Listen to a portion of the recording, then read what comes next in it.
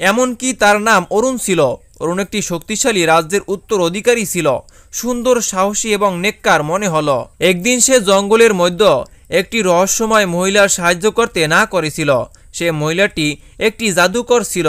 সে অপমানিত হয়ে রাগান্বিত হয়ে এ অবস্থায় তাকে করে দিয়েছে, তাকে অভিশাপ দিল এবং বলল, তুমি এই অভিশাপ থেকে ততক্ষণ মুক্তি পাবে না যতক্ষণ পর্যন্ত কোনো নেক মেয়ে তোমার জন্য তার সবচেয়ে প্রিয় জিনিস বিসর্জন দিবে। পায়েল সকল কিছু দেখে অবাক হয়ে গেল, গরিলাটির দিকে তাকাতে লাগলো এবং বলল, তোমার কষ্ট আমি বুঝতে পেরেছি, আমি তোমাকে সাহায্য করব।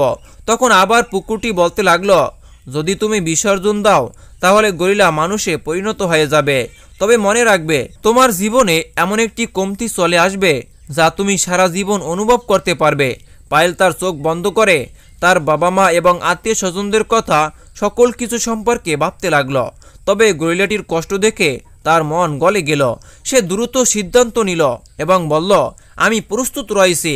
এরপর পুকুরটি নিস্তব্ধ হয়ে গেল এবং পুকুর থেকে একটি আলো বের হয়ে পায়েলের চারপাশ ঘিরে ধরল। গরিলাটিও সেই আলোর ভিতরে প্রবেশ করল। পায়েল অনুভব করল তার জীবনের একটি মুহূর্ত তার স্মৃতিশক্তি থেকে গায়েব হয়ে যাচ্ছে। আলোটি তাকে জিজ্ঞেস করলো, তুমি কি জানো তুমি কি ত্যাগ করছো? পায়েল বলল, না, তবে আমি প্রস্তুত রয়েছি।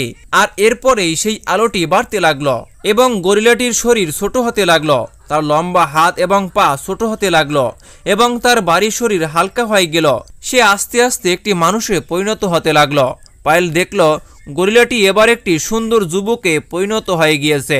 সে যুবকটি অরুণ ছিল, যে তার চোখে পানি নিয়ে তাকিয়েছিল। সে বলতে লাগলো, তুমি আমার জন্য যা করছো তার জন্য আমি সারা জীবন ঋণী থাকব। তখন পায়েল অনুভব করলো তার সাথে কিছু আজব হচ্ছে। তার স্মৃতিশক্তি আস্তে আস্তে গোলা হয়ে যাচ্ছিল। সে যখন তার বাবা মা এবং বাড়ির কথা চিন্তা করতে লাগলো তখন সকল কিছু গোলা হয়ে গেল। সে অরুণকে বলতে লাগলো, আমার কি হচ্ছে অরুণ? আর তখনই অরুণ দুঃখী হয়ে বলতে লাগলো, তুমি তোমার সবচেয়ে প্রিয় জিনিস, তোমার স্মৃতিশক্তি ত্যাগ করছো। এবার তুমি তোমার পুরাতন জীবন ভুলে যাবে। পায়েলের জন্য এটি অনেক কষ্টকর ছিল। সে অরুণকে বলতে লাগলো, আমি সকল কিছু তোমার জন্য করেছি, তবে আমি কি আমার পরিবারকে আর কখনো দেখতে পাবো না? অরুণ মাথা নিচু করে বাড়ি আওয়াজে বলতে লাগলো, তুমি অনেক বড় কিছু বিসর্জন দিয়েছ, আমি এটি কখনোই বলতে পারবো না। তবে আমি তোমাকে ওয়াদা করছি, আমি তোমাকে সবসময় খুশি রাখবো। পায়েলের চোখ দিয়ে পানি পড়ছিল, তবে সে তার মনকে সামলে নিল। সে বলতে লাগলো, যদি আমার স্মৃতিশক্তি আমার সবচেয়ে প্রিয় জিনিস ছিল তাহলে আমি সঠিক কাজ করেছি। তোমার মুক্তি আমার জন্য সবচেয়ে বেশি গুরুত্বপূর্ণ ছিল। অরুণ পায়েলের হাত ধরে পুকুরটির দিকে তাকাতে লাগলো। সেই পুকুরটিকে ওয়াদা করলো, আমি পায়েলের সবসময় সঙ্গ দিব। পুকুরটি তাদেরকে দোয়া দিল এবং বলল, তোমাদের মিলন আগেই লেখা ছিল আর তোমরা তোমাদের প্রতিফল অতি দ্রুত পেয়ে যাবে। পুকুরটি এরপর শান্ত হয়ে গেল। পায়েল এবার তার আগের জীবন সম্পর্কে সবকিছু ভুলে গিয়েছিল। তার পুরাতন জীবন সম্পর্কে তার কোনো স্মৃতি ছিল না। তার মন একদম খালি হয়ে গিয়েছিল।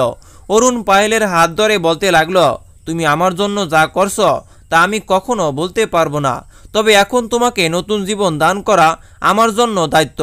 চলো এখান থেকে চলে যাই। পায়েল অর্জুনের চোখের দিকে তাকালো। তার মনের মধ্যে একটি অসীম ভাব ছিল। সে বলতে লাগলো, আমি জানি না আমি কে, তবে তুমি যেহেতু বলছো যে তুমি আমাকে সাহায্য করবে তাই আমি তোমার সাথে যাব। দুজনে এবার গ্রামের দিকে যেতে লাগলো। অরুণ পায়েলকে বলল, আমি তোমাকে সবসময় খুশি রাখবো। তবে যখন তারা গ্রামে প্রবেশ করলো তখন আজব ধরনের ঘটনা ঘটতে লাগলো। গ্রামের মানুষজন যখন অরুণ এবং পায়েলকে জঙ্গল থেকে বের হতে দেখলো তখন তারা ভয় পেতে লাগলো। একজন বৃদ্ধ মহিলা বলতে লাগলো, এটি সেই গরিলা যে আবার ফিরে এসেছে। অরুণ অবাক হয়ে গেল। সে বোঝানোর চেষ্টা করতে লাগলো। অরুণ তার কাঁধে হাত রেখে বলতে লাগলো, আমাদেরকে এখান থেকে যেতে হবে। দুজনে গ্রাম থেকে দূরে খালি জায়গায় চলে গেল।